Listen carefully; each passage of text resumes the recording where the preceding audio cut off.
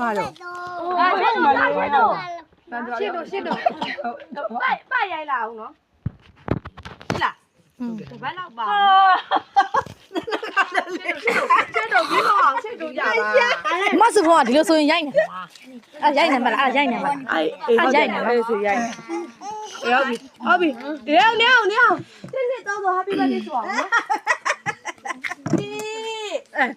နီတော့မြင်မြင်ပြီ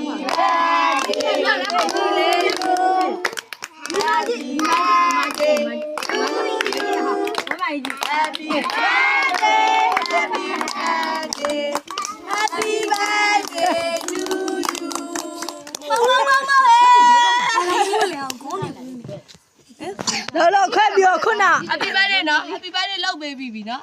ညီလေးပြန်ငါလေးကြမယ်နော် ခဏချုပ်ပေးလိုက်အောင်ငါတပေါက်ကြည့်တယ်